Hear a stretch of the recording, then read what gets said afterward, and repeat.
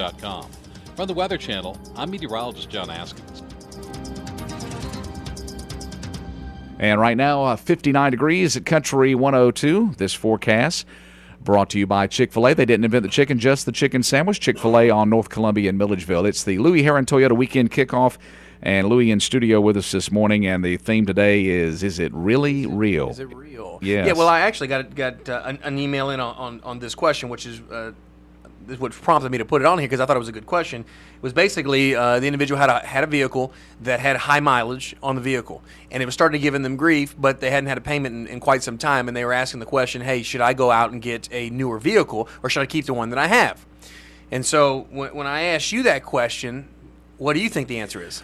Well, I've always, I've had this happen, and you just get to a point to where you go, okay, I'm spending as much or more as a car payment every month, it seems like, right. and I don't really like the way this thing's riding to start with. So, do I want to, which way do I want to go? And I think that I can see cases where it would make a lot of sense to just go ahead and get a car. Well, and this answer to me is not a yes or a no. This one is it depends. Right. I agree with that. So the nice thing about the car business, and I don't know if everyone realizes this, but the car business really and truly is all math. It's just math. Everyone gets emotional, they get upset, but if you really just look at things side by side in almost every situation, Randy, it's just math.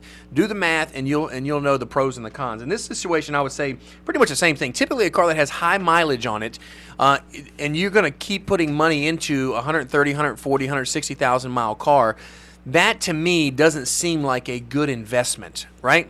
I mean, so if you're going to sink money into something, I don't know that sounds like it's going to be the best return. Now, if your financial situation doesn't warrant you to be able to get something else, then that's a different story. But here's what I would tell you. If you say, let's just say, and typically on high miles cars, Randy, you don't pay $180 here, then 4 months later you pay $200 here. What normally happens on those cars, it's $900, boom.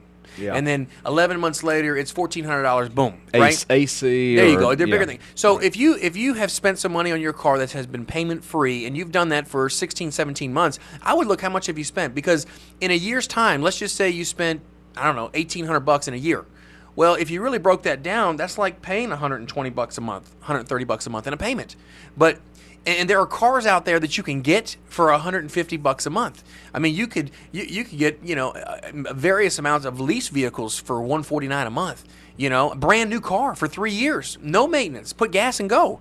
If that works for you, now you may, again, we had a leasing topic 2-3 weeks back. That may not be for you. Right. But the point is if you're driving an 11-year-old car, and most of these cars that are 150, 130,000 mile cars, these cars are worth $3,000, $4,000, $5,000, $6,000, right? If that.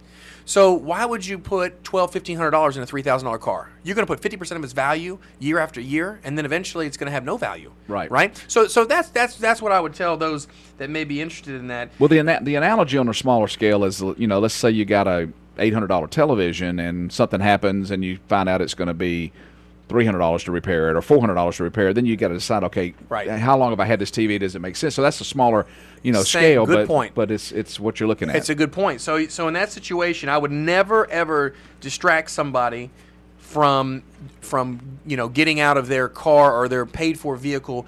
Anytime you're payment free, it's obviously the nice way to go. So I wouldn't want anyone to be misled in what I'm saying. All I'm saying is look at the math. Identify how long have you had the car payment free, how long has it been giving you problems, how much money have you put into this car over the last 24 months. Do the math, divide it by 24 months. You may be shocked to realize, my goodness, I spent $200 a month, and it did, but it doesn't come month by month by month. Remember, it comes $1,100, and then 9 months later it comes $1,300, and then it comes $400, 8 months later. But we don't look at it that way. We just kind of save our money, then we put the money in. So those are things you got to consider. When we come back, we'll have a question. Is it real that I cannot end my lease early? What do you think the answer is on that is? I mean, I think you could always do that. It just is whether it's worth it. So if you're in a lease, you think you can? I think you can. All right. Well, okay. Again, when we come back, we'll find out. All right. We'll see how that goes. I'm not batting too well this morning on these. This is Country 102, 824, 59 degrees. Here's George Strait.